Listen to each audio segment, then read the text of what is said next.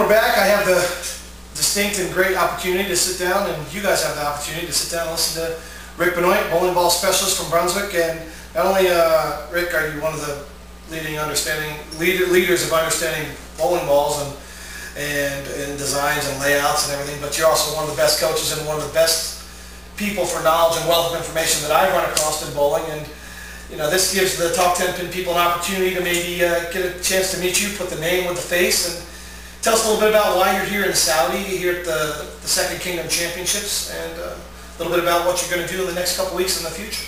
Well, thanks for having me, Tim. And last year I had the opportunity to come here. It was my first opportunity to come to the Middle East. I've been spending a lot of time in the United States, sharing and gaining knowledge about bowling for a lifetime. Just in the last couple of years, I've had the opportunity to have some international travel, whether it be Japan, whether it be, France. We just got back from France. That's challenge. Well, last year I got to come here, and I got the opportunity to meet Prince Hakim. Prince Hakim is a very, very special individual, and he's going to be very important to this area, and I want to continue that relationship. And the Prince invited me to come here this year to kind of share some of my knowledge and experience with him and a special group of bowlers that he has. So I've done that, and I also get to throw the ball down lane. That's good. Yeah, usually it's nice to be on the lanes. Usually you're in the back giving the knowledge to all the great players in the world. So it's actually nice to see you out in the lanes. And I second that notion about Prince Hakim. Not only has he been so hospitable to everybody, he's got a big influence in the sport here in Saudi, and anything we can do to help him is great. Now, what are the chances you think of your as far as your knowledge and your opportunity to branch out to more areas in Europe, amongst Europe, so that people can learn a little bit more from Rick Benoit? You know, Tim, we were talking a little bit earlier. I think I've taken it as kind of a responsibility. Sure. I feel it's my responsibility to share some of that knowledge and experience now. I really, the basics, I want to just teach people what bowling is really about, and how special the sport is that we have. I mean, we are, and I will say this all the time, the only sport that's a battle with an invisible course. And if everybody learns that from the very beginning, they evolve and develop as a bowler totally different. And I really think that's a message that I want to deliver. And certainly it's more involved than that. But it really gives you more respect and appreciation for the sport, and the respect that comes along with with the confusion that everybody's feeling. I want to be able to make it easier on people. I mean, my expertise is more about lane play and the physical game than it is bowling ball. Sure. Now, in the last couple of trips that you've obviously had the opportunity to be in France and Europe, and now been in the Middle East a couple of times.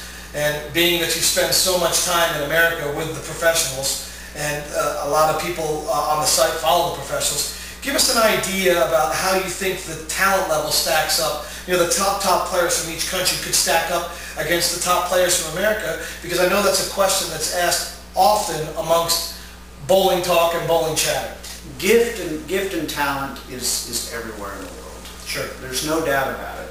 It doesn't matter where that gifted player comes from. You put him in a new environment, it's going to take him a while to adapt. Period. Sure. I don't care what country he's from, and I've seen plenty of gifted players internationally. The United States does not dominate the talent pool. The United States may have more experience. They may recognize and adapt transitions quicker. Sure. Which may be the feeling that people, they're on TV, that's why people think they're better. They're not necessarily better. There's certainly gifted players there. 100%. And I think that the difference that I see is simply just recognition skills. The players that I work with on the tour, the handful of them that I would call icons of our sport, recognize and adapt quicker. They make moves in 3 frames that take other people 3 games to recognize. And that's the difference, not their physical ability. So I think, all in all, I think you'd agree, and we've discussed it before, and everybody else that's out there watching and that tunes into the website, the more experience you have and the more opportunity you have to learn that experience and gain that valuable experience, whether it be from being on the lanes or having an opportunity to sit down and talk to Rick Benoit, the better off they're going to be. I don't believe that, in our discussions during your travel that you've been to the UK yet.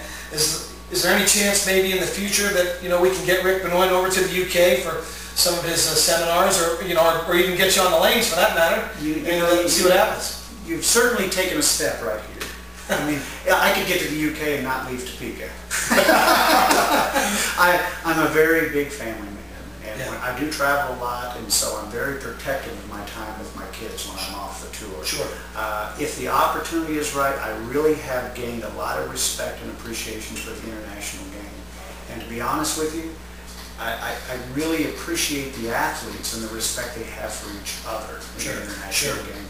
So I would love that opportunity if we can make it work out. Obviously, my my job with Brunswick and my responsibility to my kids come first. Sure, absolutely. But if we can make it work out, I would love that opportunity. Well, Rick, I just want to say thanks for your time, and obviously to all the Talk Tenpin viewers out there. If you ever have an opportunity to sit down with this man and spend 5 minutes of your time with him, you'd be a fool not to, because he has a wealth of information, wealth of knowledge, and he's a good man and a great friend. So thanks again for sitting down and talking to us, and all the best this week in the event and in the future events you got coming up. Okay, Tom, I really appreciate